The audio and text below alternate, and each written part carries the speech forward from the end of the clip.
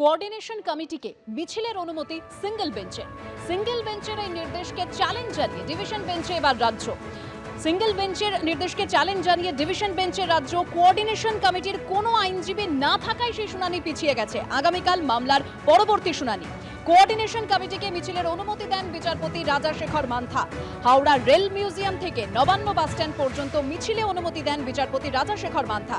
সর্বাধিক ১৫০০ লোক নিয়ে মিছিলের অনুমতি দেয় সিঙ্গেল বেঞ্চের নির্দেশকে চ্যালেঞ্জ জানিয়ে ডিভিশন বেঞ্চে রাজ্য সরকার। আপনারা তো প্রয়োজন অনুযায়ী শর্ত আরোপ করতে পারেন, সেই অধিকার তো সিঙ্গেল বেঞ্চ দিয়েছে। রাজ্য সরকারের উদ্দেশ্যে মন্তব্য বিচারপতি হরিশ টন্ডনের। রুট নিয়ে সমস্যা আছে, ওই এলাকায় স্কুল কলেজ অফিস আছে, ট্রাফিক নিয়ে সমস্যা হবে, যানজট হবে।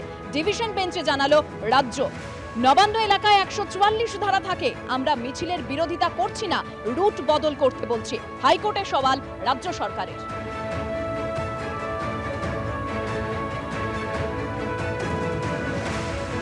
কোঅর্ডিনেশন কমিটিকে মিছিলের অনুমতি সিঙ্গেল বেঞ্চের এবং সেই নির্দেশকে চ্যালেঞ্জ জানিয়ে ডিভিশন বেঞ্চে রাজ্য সরকার। এই বিষয়ে বিস্তারিত জানবো, আমাদের প্রতিনিধি সৌভিক মজুমদার আমাদের সঙ্গে টেলিফোন লাইনে রয়েছে। সৌভিক, ঠিক কি সওয়াল জবাব হলো? দেখো, একেবারে সিঙ্গেল বেঞ্চের তরফ থেকে প্রাথমিকভাবে হাওড়া রেল মিউজিয়াম থেকে শুরু করে নবান্ন বাসস্ট্যান্ড পর্যন্ত ১৫০০ লোকের মিছিল, সেটা এক লাইনে যাবে, এই শর্ত অনুযায়ী মিছিল করার জন্য সিঙ্গেল বেঞ্চ অনুমতি দিয়েছিল রাজ্য সরকারের তরফ থেকে। সেই নির্দেশকে তারা চ্যালেঞ্জ জানিয়ে ডিভিশন বেঞ্চের দ্বারস্থ হয়েছে এবং ডিভিশন সকাল 10:30টায় এর শুনানি শুরু হবে এবং তারপরে সেখানে নির্ধারণ হবে যে সিঙ্গেল বেঞ্চের তরফ থেকে যে মিছিলের অনুমতি দেওয়া হয়েছে সেটাই বহাল থাকবে নাকি কলকাতা হাইকোর্টের তরফ থেকে অন্য কোনো নির্দেশ দেওয়া হবে। ধন্যবাদ সৌভিক।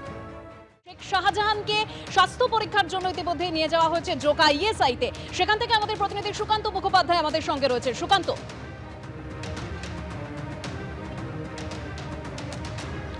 দেখো, এদিন প্রায় 5:30টার কিছু পরে নিজাম প্যালেস থেকে শেখ শাহজাহান সন্দেশকারী ঘটনার অন্যতম অভিযুক্তকে বের করা হয় এবং প্রায় 1 ঘন্টা পর তারা কিন্তু জোকা ইএসআই হাসপাতালে এসেছেন এবং ভেতরে এই মুহূর্তে তার রুটিন যে মেডিকেল পরীক্ষা তা চলছে। আমরা জানি রাত পোহালে কালকে তাকে বসিরহাট আদালতে তোলা হবে এবং কালকেই কিন্তু সিবিআই হেফাজত শেষ হচ্ছে। তার আগে আজকে তাকে কিন্তু স্বাস্থ্য পরীক্ষার জন্য আনা হয়েছে। শুধুমাত্র তাই নয়, পরবর্তী সময়ে এই শেখ শাহজাহানকে জিজ্ঞাসাবাদ করে তার যে অন্যতম 3 শাগরেদ প্রথম গ্রেফতার হয়েছিল জিয়াউদ্দিন মোল্লা, এছাড়া রয়েছে দিদার বক্স এবং ফারুক আকুঞ্জি, এই 3 জনকে কিন্তু আজকে একই রকমভাবে আনা হয়েছে।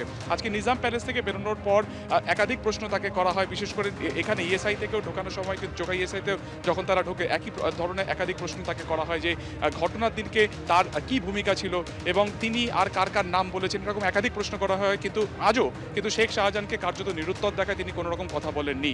এবং আজকে যেটা সিবিআই সূত্রে খবর যে তাকে জিজ্ঞাসাবাদ করে একাধিক গুরুত্বপূর্ণ নাম মেলে এবং তারপরেই কিন্তু সিবিআইয়ের একটি টিম, যেটা আমাদের আরও একজন প্রতিনিধি ঝিলম বলছিলেন যে আজকে তারা সন্দেশখালী গিয়েছেন এবং একের পর এক বাড়িতে তারা কিন্তু এই মুহূর্তে নোটিশ দিচ্ছেন। এর মধ্যে বেশিরভাগ নামই কিন্তু কার্যত শেখ শাহজাহানের দেওয়া সিবিআইকে, কারণ যে সমস্ত ভিডিও তাকে দেখানো হয়েছে সেখান থেকে কিন্তু একে একে এই সমস্ত ভিডিও দেখে সেই কিন্তু আইডেন্টিফাই করেছে যে কারা সেদিনকে সেখানে ছিল এবং সেই ধরে ধরে সিবিআই কিন্তু এই মুহূর্তে তাদেরকে আইডেন্টিফাই করে এবং তাদের সেখানে কিন্তু নোটিশ দিচ্ছে। এবং আজকে এই মুহূর্তে প্রায় আধ ঘন্টা পেরিয়ে গেছে, জোকা ইএসআই হাসপাতালের ভেতরে এই 4 জন রয়েছে। শেখ শাহজাহানের, যেটা তোমাকে বললাম যে রুটিন মেডিকেল পরীক্ষা চলছে, মেডিসিন বিভাগের একজন চিকিৎসক তার সমস্ত কিছু রিপোর্ট দেখছেন এবং তার শারীরিক পরীক্ষা করছেন এবং আর কিছুক্ষণের মধ্যেই তাকে জোকা ইএসআই হাসপাতাল থেকে তাকে ফের নিজাম প্যালেসে নিয়ে যাওয়া হবে এবং আগামীকাল তার বসিরহাট আদালতে তোলা হয়েছে। সিবিআই হেফাজত কালকে কিন্তু শেষ হচ্ছে। ধন্যবাদ সুকান্ত।